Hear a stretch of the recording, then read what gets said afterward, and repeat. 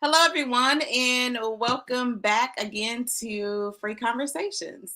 This is where we don't allow anything or anyone to keep us living the life that we want, we desire, and that God purposed us to live. So, tonight, our focus here is the mental health of the youth. So, with all the current events going on, why not talk about the youth? Families are pretty much have been devastated by the current events. Children have as well. And it's Mental Health Awareness Month still. So I still want to get them here, get some great people up here to talk with me about mental health. And why not have a therapist? The lady that I have coming up tonight, I've known her for many, many years. We actually started not started, but we were working together at one point in this field. So I've known her for many years. She's amazing at what she does. Her personality, anyone can deny her presence. So she is a wonderful human being. Overall, her name is Angel Mays. She is a licensed social worker, a licensed clinical social worker. So I'm bringing her up here because just I know who she is. I know her heart. I know that she has a love for the youth. And I'm just going to share her with you tonight. I'm going to bring Angel up. Hey, Angel. Hi. Thank you for saying all those nice things. Well, they're honest. They're truth. Thank you. Yeah. So tell everyone a little bit about yourself. Yeah. So like Portia said, and actually it's so funny. I like want to call you Miss Portia. It's like a natural thing. So Portia and I work together, and it does kind of feel like start. So it's so funny that you said that. It's like, well, that wasn't right, but I feel like I got my start. There in this field. I knew kind of like always like from high school, sort of what I wanted to do.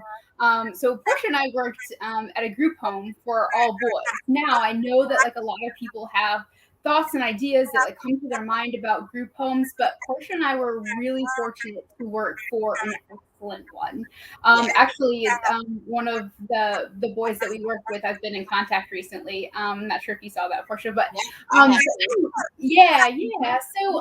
So got my start there, and worked my way from that. Not quite sure what setting I wanted to be in, but I did know that I wanted to work with teenagers and young adults with some struggle. I struggled a lot as a teenager, and I really needed somebody to talk to me and to be there for me. So I wanted to be that person for other people in struggle, just needing somebody to connect with. And so I got into the field, and then Portia and I actually also worked in intensive in-home. So it's 2 points. Followed each other. So had that experience while I was also going to school. So I had, really intense experiences working with people in their home, like in the moment, in their environment. Just hard work, but important work. And then after that, kind of bounced around a little bit. So I was a therapist at a boarding school, and then was also after that, I went to another boarding school, and I ended up being a therapist, clinical director, and dean of students there. And then my last position was at a residential treatment center for all boys. So I did that, and that was really great. Learned a lot, loved getting into things with them and families. And now I'm actually doing my own private practice. So I also just work with young people in struggle, their families, reaching out for help. And so yeah, so I have been doing that. I'm not sure where Portia. There you are. I can keep talking, but yeah. So that was just a little bit about me and my history. Yes. So tell us about how your passion has grown over the years to help the youth. Yeah. So I think again, I was kind of one of those weirdos that like knew from a very young age sort of what my calling was. And I just keep getting reaffirmed in that when I see a young person make changes in their lives or come to a new mindset and shift the path that they were on. I'm actually getting goosebumps just talking about it. Actually, it was crazy. Just thinking about like all of those super powerful moments, and being there with somebody on their journey for that. It just keeps me in it. It's hard. Young people are tough. And I wouldn't want it any other way. Like honestly, I know this is kind of weird, and people are just like, you are something else. When I just like, actually, like the sassier, the better, the more complicated I am in it. Like I am like, let's get at this. Like I don't know. I find it challenging, but so rewarding. Like the most rewarding thing that I can think of. Yes, working with youth is very rewarding, especially when you see the growth, Yeah. because it takes a while to break down their walls. Yeah. But once those walls are down, like they love you harder than anyone else on the earth. Like, Yep. Yep. and like we seen that in one of the guys that we talked about, that Yep. like he was a tough one, but Yep. look at Oh him yeah. now. I know. I was so impressed. I know, and I love that. And so I actually keep up with a lot of people. Like, I meet them when they're 14, and now they're like in their careers, like Yeah, having babies and getting married. And I'm like, oh my gosh. But they're just so successful, and I'm so proud of them. It's like all them, and they did it. And it's just like, man, like my heart just beams. And I know that's not everybody's experience. And so I feel so grateful that I get to be a part of that and to see that and to witness that. The change of a life is just, there's nothing like it. there is absolutely nothing like it. So, share a little bit more about what you feel like the importance of mental health in youth looks like. Like, what does that mean? Yeah. Yeah. So, you spoke a lot about current events. And, I don't want to get into like, everything about that, but I just look at the young people who are struggling so much right now. Like our young people are hurting. And it just, if this is not, like I was referencing, not everybody gets to those successful stories like I've seen. And really it's my viewpoint that if that stuff is not caught early, where young people can actually learn about themselves, about what to do, their resources, and actually change the way they feel about themselves, Absolutely. um, how drastic that can be carried over a lifetime. Because adolescence is obviously a time of identity formation, Mhm. and if a young person is feeling down about themselves so young, and they think about themselves in these really horrible negative ways, what kind of adult does that make? And so it's so important for young people to be connected with who they are, their internal resources, support. I think to have a really solid adult, um, there needs to be some development in this area when people are young. Absolutely. I totally agree with that. I always say that, the youth are just, little adults. Like they're just little people, like little big people in a sense. Like Yeah, you have to look at them as little big people and treat them as if you would treat an adult, like with yeah, respect and valuing them and pouring into them. Like, yeah, because what the foundation we set as, in their youth, it transitions over into their adulthood and absolutely. defines their lifelong success. Yes, Um, so it's super important to nourish, the youth. yes, Um, absolutely. so, um, in your experience with working with youth, what kind of outcomes have you seen with the tools, um, I would say let's see, the models that you've used, like the certain environments that you've worked in? What outcomes have you seen to work? Yeah, that's such a good question, and I actually don't mean to divert that question, but this is Go ahead. actually Go right a ahead. topic that I feel super passionate about. Like I even like started moving because I was like, is I like I know in the therapeutic world there's like tons of different modalities that people can use: CBT, DBT, ACT, EMDR. And actually, I think it doesn't matter. I don't think there's one that's better than the other. I honestly don't. I think it can all work, but I don't think that one size fits all. But there's a famous study that happened over a 30-year span, and what came out from this very famous study is the single most important indicator of success of a young person in struggle is to be connected with a supportive adult. And it oddly, it doesn't have to be mutual. So the adult doesn't have to feel the same amount of connection as long as the young person feels it. It is the single most predictor of success. Yes. And Makes so, perfect sense though. yes, yep, It can be a teacher, it can be a neighbor, it can be their friend's mom or dad, it can be anyone as long as it's significant.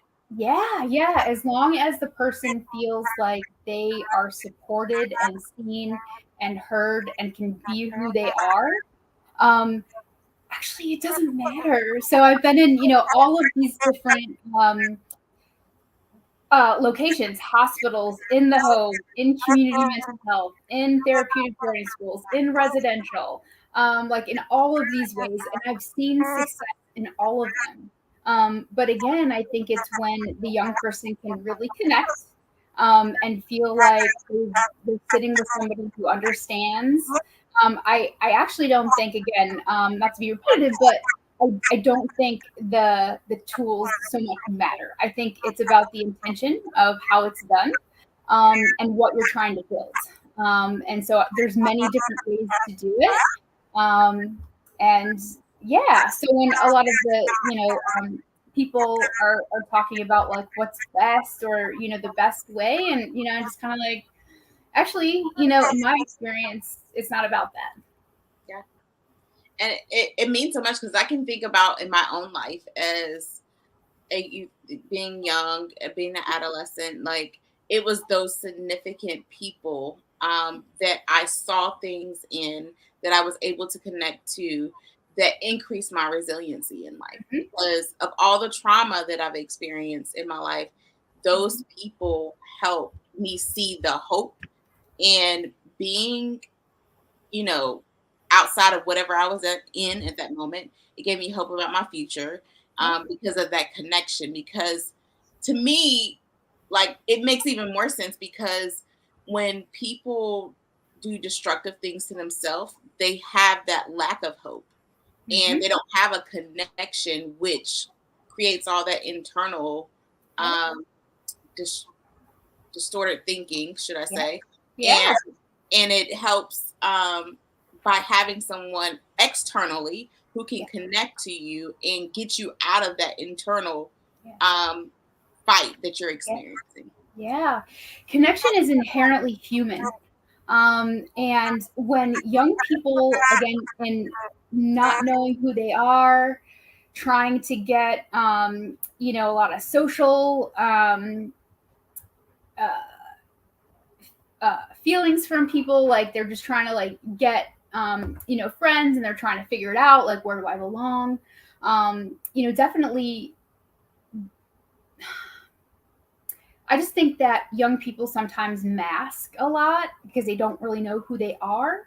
But being connected with somebody like that can really help.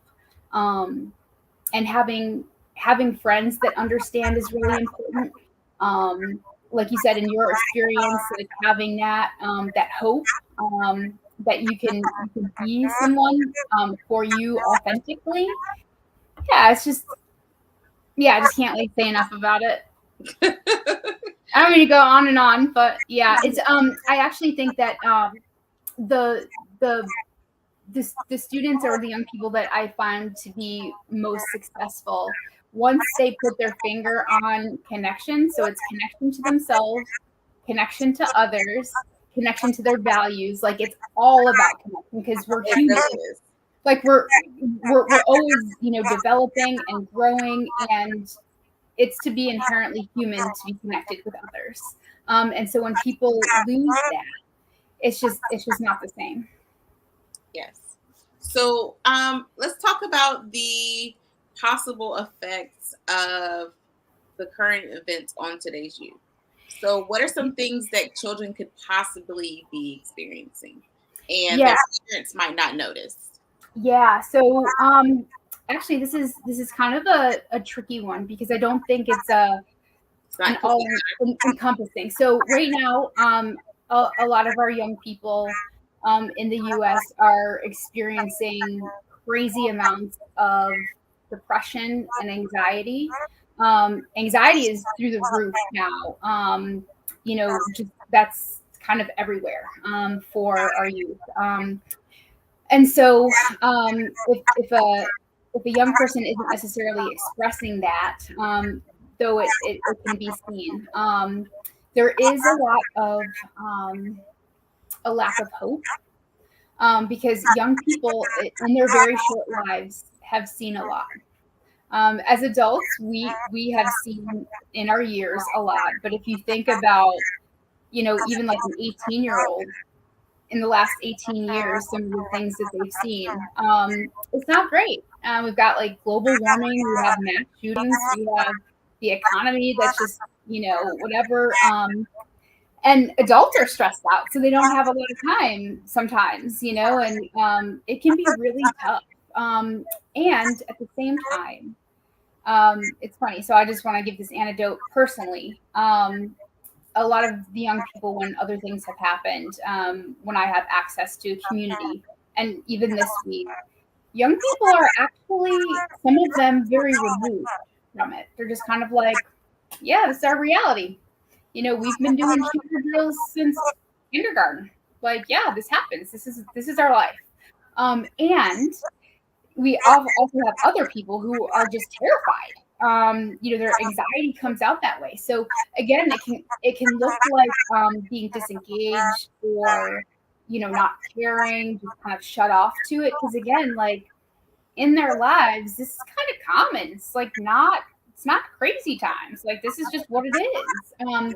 But then also with that anxiety rising, we also see kids terrified to go to school. So that can look like school refusal, um, troubles somatically, so tummy aches, headaches, just an absolute crippling fear about what might happen if I go to school. And parents too. Like I know some parents in my personal life that didn't send their kids to school. They just couldn't do it. They have to, and yet it's tough, and kids pick up on that, and so that's hard too to process, especially the younger ones. Yes. So, are there? So we were really big when we worked together. We everything was about tools, strategies, pretty much filling up the toolbox, Yep. so that the youth had options. Yep. And because we realized no individual communicates the same way, no individual copes the same way, Yep. um, and no individual's issues are presented in the same way. So, if you could just off the top of your head, like, and we're putting a disclaimer out here, no one thing works Yep. for one person. Yep. So if it doesn't work, try something else. Yep. So if if you could give out some tips on how to engage, parents can engage their children, Yeah. have conversations with their children, improve their communication with their children. Yeah. Like, would be some things that you would provide? Yeah. So, sort of you sort of said it. Just take the time. Sit with your kid in non-judgment. Don't preach or say they're wrong. I'm not saying not to communicate your values or things like that, but actually leave it as an open forum. A lot of teenagers I know just like kind of give one-word answers or like whatever. And Or it's also exactly, yeah, but it's also amazing when you just like sit there and leave an open forum, what comes out. And just like in a very curious way, approach with curiosity, not judgment or looking to like trap or to figure out. But I really think that young people often don't have a voice. Because teenagers, let's be honest, like their brain isn't fully developed. Like it's just like, what do you know? They think they know everything, but there's some um, adults whose brains are not fully developed because our brains don't really develop until like we're 25. So exactly, yeah, exactly. So it's just like, okay, you're like your frontal lobe isn't like totally developed yet. Like, yeah, cool. And I think I again, it's like the single most thing that adults can do for our young people is to be there and engage and whether that's like, hey, teach me something. So that's one of my other favorite things to do with young people, just like I don't know what you guys are into these days. Like, teach me something. And it's so cool. And I love to be with them. And then I sometimes do my own research and I learn. And then, that's a way of connecting to something that they're interested in that I'm old now. Like, I don't know. So they're like, oh, like somebody's taking an interest in my life, like an adult. Like, that's kind of cool. It can also feel a little threatening. And I think continue to try. So a lot of, uh, teenagers will shut adults out and like, no, like I don't want to talk, like it's fine, I'm good, like one word answers, I'm fine. Keep trying. Keep trying to be there. Leave yourself open, ask open-ended questions. So I know we tend to sometimes just ask a question that might lead to a yes or no, but it's important to just ask a question that is not a yes or no and kind of demands a little bit more of a answer. Like what you said too with the I don't knows. One of the tricks that I do is like you've got five. You can use five because sometimes you don't know and that's fine. right. But then after that, you have to come up with something other than I don't know. And that's also very interesting. And so again, like getting young people in touch with a supportive adult, I think also getting them involved in something that's true to them because again, we've got a lot of kids who are just like socially motivated, about keeping up and appearances. If you can keep a young person locked into something that seems true to them, that might not be cool or whatever, I think that's also very important. So they're connecting with their authentic self. I think that's really important too. And that can get tricky in adolescence. We see a lot of like dropping out of things that they used to like. That's okay. Yeah. It's totally fine to change. And like what else? So be involved, encourage, take an active interest.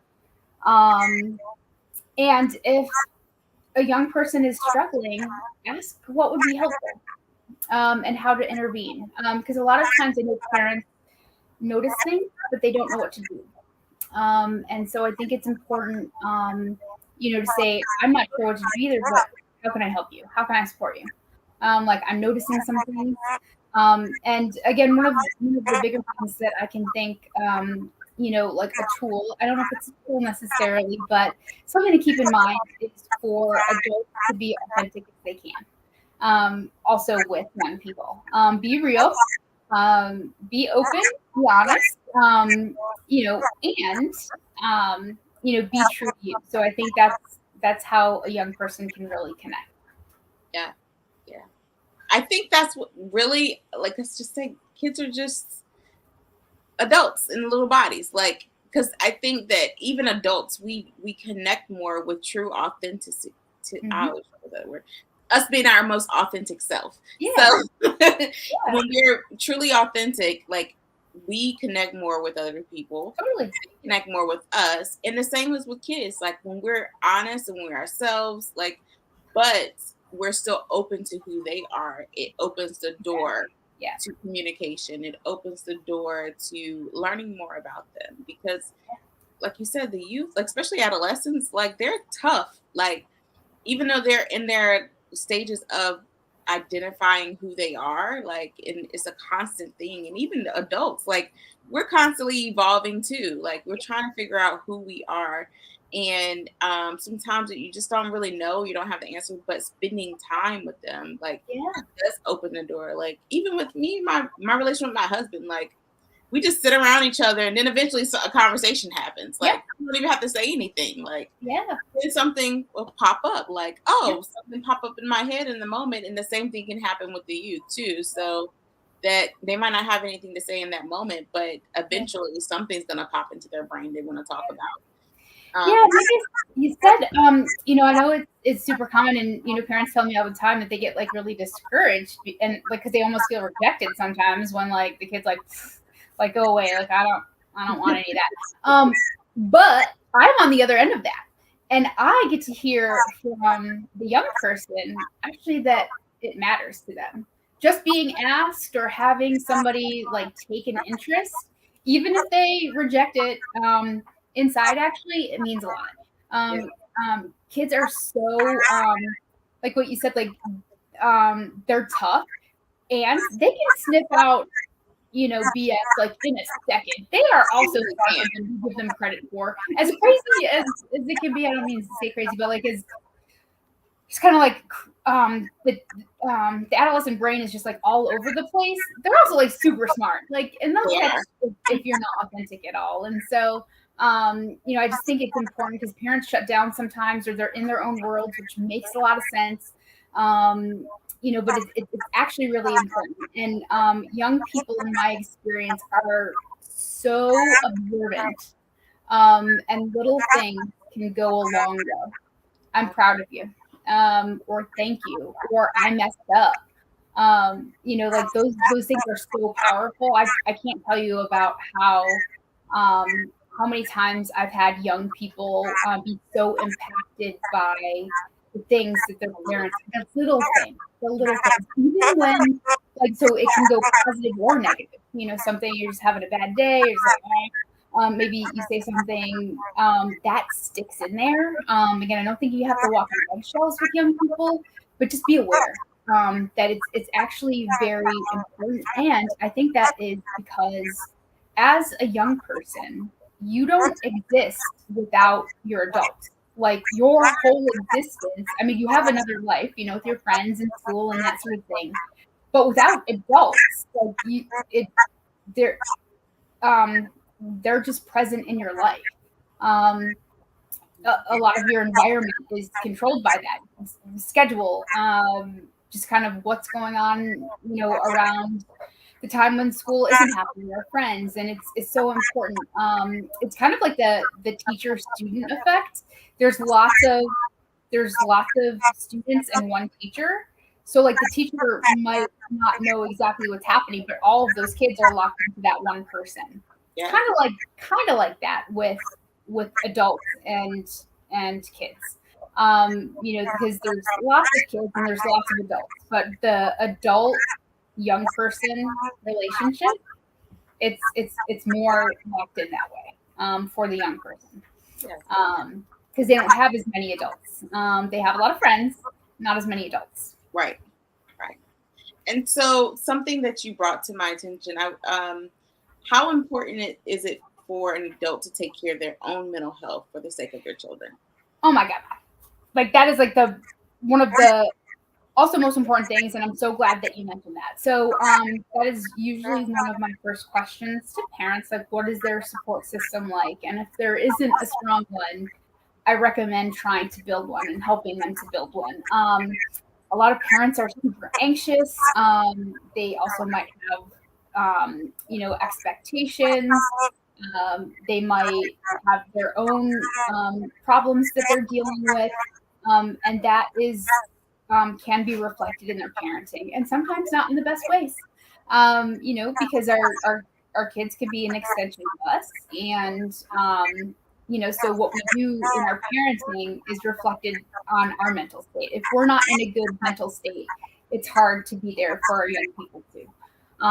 So taking care of one's own mental health is just as important. Absolutely. Yeah. And also in our years of working with the youth, talk about how structure and consistency plays a big role. into the mental health of youth too? Yeah, definitely. Structure, routine, predictability, super important. Again, the lives of young people can be very chaotic. Their bodies are all in flux. They've got hormones. They're dealing with school and social stuff and parents and what's happening when I grow up and will there be a world when I grow up and just like all of this stuff. It's a very chaotic time. And as much as young people might also reject it, I also know from personal experience that routine and structure um, definitely, while young people don't necessarily think about that, once it's in place, it can be life changing. Like, oh wow, like I didn't know I needed kind of this routine to get into my good habits and to get into this flow because sometimes if they don't have that structure, they're kind of all over the place, and they're not quite sure, um, you know, how to organize their lives, and so it's harder to take care of their lives, especially the young ones with ADHD, things like that. Like they need structure and guidance, right? Again, they might reject it, and they need it. And once they've got it, it's like okay, because then they know how to structure their adulthood. They know what works for them. Absolutely. They know like what works, what doesn't, what they need. So that's actually kind of like a basic one of those tools, one of those skills to learn when you're young, how to get into that your own structures, like personally. Yeah, and this goes for like things like what's your bedtime routine and things like that. I know a lot of people don't think about it, but this is how one takes care of themselves. Absolutely. Like I personally, like I had some structure, but I felt like not enough as a kid. Yeah, Like, and I felt like I was working harder in my adult years, yeah, trying to create discipline, trying to keep structure and keeping yeah. my life in order. And Mhm. so where it could be predictable and not cause stress Yeah, and function okay. Like, but if yeah, I would have had like more of that, every time I knew, well, I had it, but in certain areas I didn't. sure. So I felt like if I did that, it was that's less of the things I have to focus on as an adult.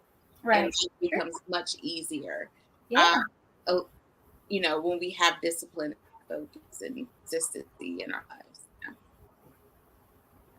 Yeah. Yeah. So this has been pretty good. I checked for comments. I'm not really seeing any. So we'll keep an eye out. But this has been great. I think you provided some amazing tools, like things to think about. There's a lot of great things some parents might need to hear when it comes to the youth because sometimes we need an additional support, additional Mhm. ear, additional voice to hear, focus in on what we might be missing, especially when things like this are crazy going on, in the world. And I think that sometimes when we think of mental health, we think of children last. Yeah. 'Cause they're just children. They're innocent, they're good. Like we Like, what think do they're they good. have to worry about? Right. You don't have any problems. Me and my No husband talked bills. about No that last bills. night. Yes. Like you were told when you were a kid, you don't have nerves. You don't have issues. What are you crying about? What are you worried Right. about? Because they're Right. natural humans. They're Yeah. humans. Like they have Yeah. all the emotions and feelings too. So Yeah. I think that, because kids are our future. Like we have kids who don't know how to control their emotions, don't know how to structure their lives. Imagine them as adults, and this is who we're going to have, in the jobs that they're going to be working in the most important offices that we're going to have people in. Like, we have to care for them and be mindful of that adult connection because that was Mhm. I think that was the biggest thing that you talked about because that is very impactful in the lives Yeah. of others. I know it was for me, but adult Yeah. connection, having that meaningful connection is important. Yeah. Yeah, definitely. And I think when adults start seeing, so I always say behavior is a reflection of emotion. So when you see some behaviors that drive adults insane, that's your cue to connect. There's something missing there. Your young person is trying to communicate. So behavior is communication. What's going on? What's missing? how can we get in there and actually look at it? Because it just a lot of times I think people can sort of just like dismiss behavior as just being obnoxious or just being like a young person, whatever. But we need to look and see, okay, how can we get this person connected? Because what they're showing us something in these behaviors. And so that's something that adults can look out for. Yes, that's great. Absolutely. Well, thank you, Angel, so much. I'm gonna close us out, and I appreciate you can let people know how they can get in touch with you. And Yeah, yeah, yeah. So I'm working on my website right now. So I don't have a website. I do. If you Google me though, Angel Mays. That's Mayes. Um, uh, I come up. So Angel Mays LCSW. I come up with my Psychology Today profile. My website will be open soon. So you can go there, and my number and my email is right there, all right. and on the bottom of the screen. Yes. So tell them exactly what you do with the youth. Yeah, so right now, I'm sort of in my own private practice. So right now it's virtual. So kind of what we're doing now. I meet with young people. So these are anywhere from 13 to about 25, college aged, to pretty young adolescents, and I also talk with parents. So I do some parent consulting and coaching when needed. And then also just working with young people in either a therapeutic way. So again, that's a little different, but I also do clinical coaching. And so that looks a little different than therapy, and that's a whole other talk. But to be a therapeutic presence for young people and their families when they're struggling. Awesome. Well, thank you, Angel. Her information has been scrolling across the screen if you have not already got it. Thank you all for watching. And Angel, I will catch up with you later. Bye. Bye. So I thank you all for watching. Angel was amazing. She provided some great tips on how to take care of your child's mental health, how to manage it, and also assess when there might be something wrong. So currently, there's a lot going on, of course, and it's a perfect time to make that adult connection. So that was one of the big things that she talked about is adult connection. When the child has at least one significant adult connection, you can be an aunt, you can be an uncle, cousin, neighbor, whatever your role, a teacher, whatever that role may be, you can make that one significant connection with someone, with a child who needs the most. And that if you see them, it gives them hope for sure. But we'll continue with the free conversations going forward. If you have not already, y'all, get your tickets for the free conference. It's coming up in July. It is free to evolve.eventbrite.com to get your tickets. The early bird tickets they're ending the sale for early bird tickets on June the 11th. So get them now. You don't want to miss it. We have some amazing speakers. There's going to be brunch, of course, music and fun. Like you just cannot miss it. This is our 5th year celebrating your journey to freedom, and we want you to be a part of that. Um, get your tickets now. I can't stress that enough. It'll be here in Raleigh, North Carolina. I look forward to seeing your faces and you being free. So remember that don't allow anything or anyone to keep you from living the life that you desire and that God purposed you to live. Have a wonderful night. I love you all.